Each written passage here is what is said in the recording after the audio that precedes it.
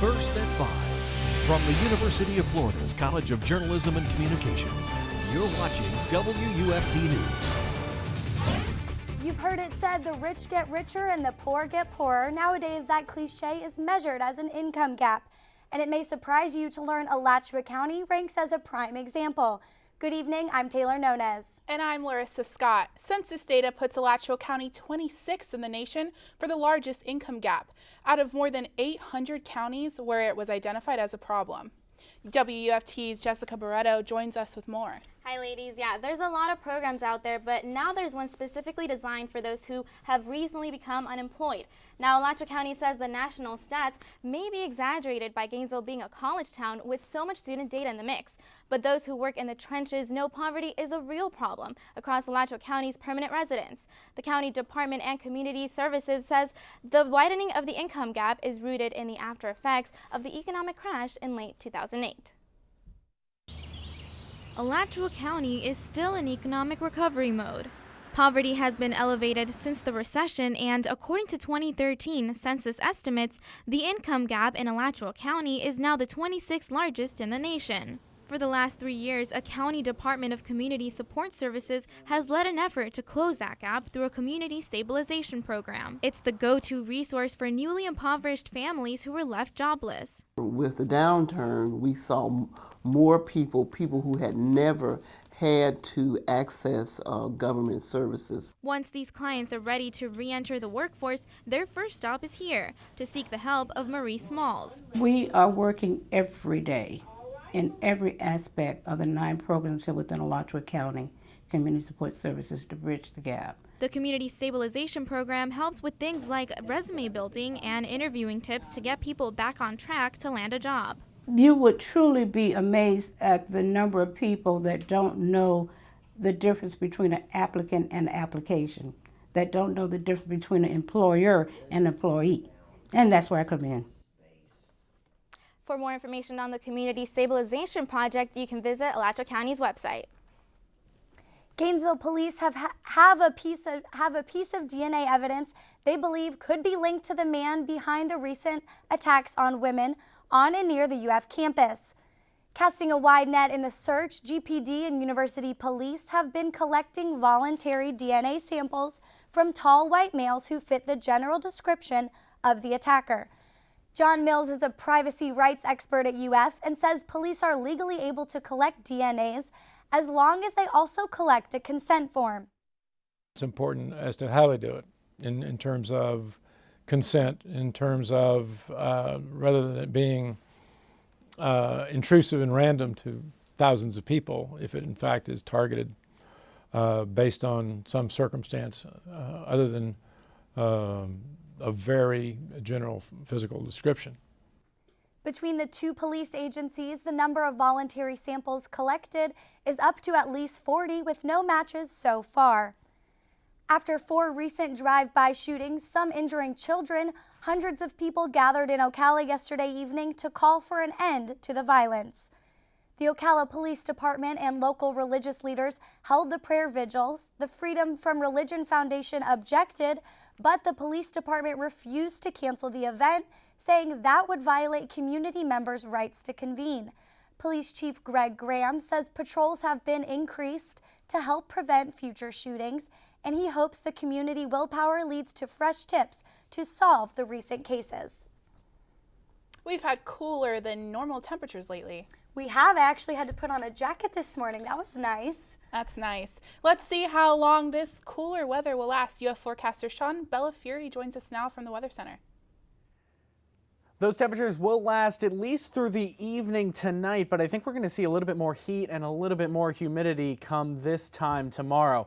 Live look outside the University of Florida's campus. We still have a partly cloudy to mostly cloudy sky out there. 77 degrees right now on the University of Florida's campus. 78 at the airport, 80 degrees in Cedar Key, and then 79 degrees down in Ocala. For your evening tonight, it's still going to be a pleasant night. We're going to see a mix of partly cloudy and mostly cloudy skies. Temperatures tonight falling into the lower 70s and upper 60s here in Gainesville, 69 degrees for your low temperature by 4 o'clock in the morning. But I'm keeping my eye on the weekend forecast. It's looking like rain is going to be the primary weather maker. I'll have more on that coming up in my main weather forecast. A judge has dealt a blow to a teachers' union challenge of a new law expanding the state school voucher program. The judge ruled the plaintiff, a teacher, could not show harm and did not have legal standing to sue. This new law increases eligibility for school vouchers and provides money for parents of students with disabilities. The judge gave opponents 15 days to see if they can amend the complaint in a way that they can move forward to a trial on the merits. A new state law which took effect this month is designed to protect children from identity theft. The Keeping ID Safe or KIDS allows a parent to open a file in their child's name with a major consumer credit bureau and then freeze that account. The account can be unfrozen when the child reaches an age when they need to use credit. Identity thieves like to steal the data on children because no one usually checks. You just have to be very vigilant from the moment the child is born until they are old enough to have their own information. For more information about the KIDS Act, go to freshfromflorida.com/protectyourchild. It's already been a year since Governor Rick Scott filed a lawsuit asking the Supreme Court to resolve Florida's endless water war with Georgia. Now the federal government is urging the High Court not to act for a few more years. The feud is over management of the river basin, which includes Atlanta's recreational lake and drinking water, and the river water reaching Apalachicola Bay. Periods of low river flow have wreaked havoc on Florida's oyster industry. The feds argue a delay will let the Army Corps of Engineers finish a rewrite of its master manual for controlling the river system, but those revisions may not take effect until 2017. Today, U.S. Attorney General Eric Holder announced he will step down as soon as President Obama can find a replacement. He's one of the president's very first cabinet picks and has served in turbulent times. Holder has also been a frequent target of the president's most vocal critics. NBC's Brian Moore has the story. Attorney General Eric Holder, one of 3 remaining members of President Obama's original cabinet, announced today that he's stepping down. He's the first African American to hold the spot, and he's serving under the nation's first African American president, so it's no surprise that civil rights became a critical focus. He made sure the Justice Department was a legal backstop in cases like the Trayvon Martin killing in Florida. He personally went to Ferguson, Missouri to promise justice after the shooting of unarmed teenager Michael Brown by a police officer.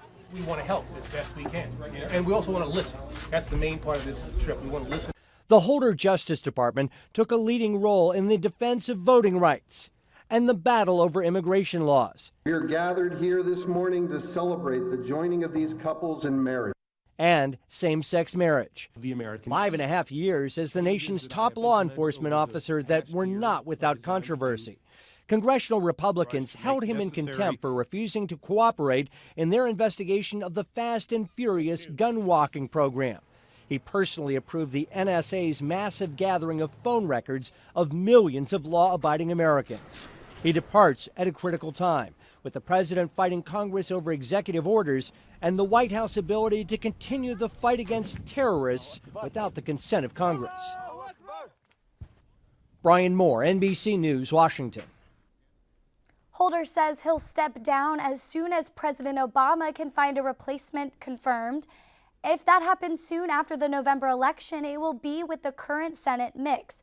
But that dynamic in the Senate could change when new members are sworn in January.